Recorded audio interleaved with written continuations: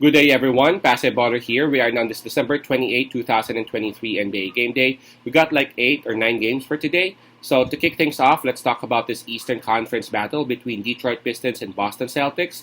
That will happen at 7:30 p.m. Eastern Time. That's going to be 8:30 a.m. here in Manila. I'm just inviting everyone who have not subscribed yet to our YouTube account or YouTube channel, Basketballer. Please click on the subscribe button below. At the same time, hit on that bell logo. That way, automatically, you guys will be receiving notifications whenever new videos are uploaded. Approaching this game, man, Detroit Pistons, they got a record of 2 wins and 28. You know what? You guys know what happened a couple of nights back, right? Well, for Boston Celtics, wow, they are tremendously great.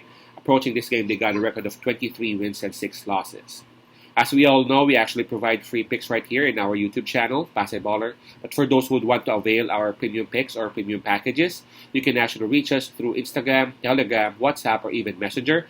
Just check on the descriptions of these videos and you can see the details right there.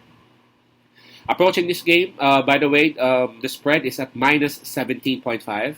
That's the spread right now. And that's given, obviously, towards Boston Celtics.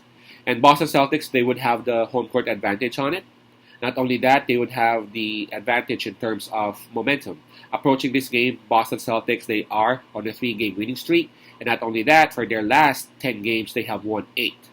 Well, we all know the story in Detroit, man. They are on a 27-game losing slump.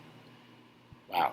Now, in terms of fatigue, well, we can skip that part. Both teams are actually coming off rest. Now, let's go straight towards availability and health. Detroit Pistons, they got 2 players confirmed out, Isaiah Stewart and Monte Morris. You have Osar Thompson and Killian Hayes listed as probable for Detroit. Now, if we would go to Boston Celtics, I actually see like 5 players listed. But all of these players are tagged as game time decisions. So let's start with Lamar Stevens and Makayla. Both are listed as probable.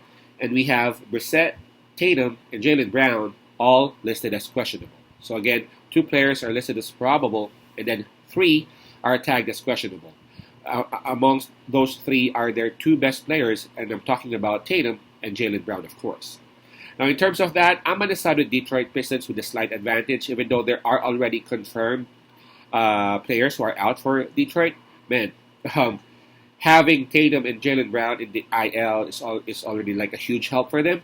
Yes, they are still in game time decisions, so there's this possibility of them still playing. But of course, having them in IL already pops that question: are they 100% healthy if ever they would play? So again, a slight advantage towards Detroit Pistons in terms of health. Minus 17.5, that's the spread. And I guess we don't have to talk about as to who's going to win the game. Boston Celtics, they have the home court advantage. They got the momentum. They are the number 1 team in the East. Detroit Pistons, they are the last team right now, literally the last in the entire NBA, not just in the Eastern Conference. Not sure if you guys watched that game a couple of nights ago against Brooklyn Nets. They had a chance, they had a chance to win that game. But in terms of covering the spread, we actually got it right? We took plus 6.5, and Detroit Pistons actually won by 6. So we got that right. Now on this one, it's totally different, 17.5. That's why I was thinking earlier, should we side with Detroit or should we side with Boston? Now, considering all those factors in, I think I'm gonna side with Detroit Pistons still. I mean, if you're one of the Boston Celtics coaching staff or assistants, yes, if ever Tatum and Brown will play, yes, you will let them play, but not that much. You just go out there, just get the W, and pretty much give them some limited time, and perhaps give some chances on your bench, right?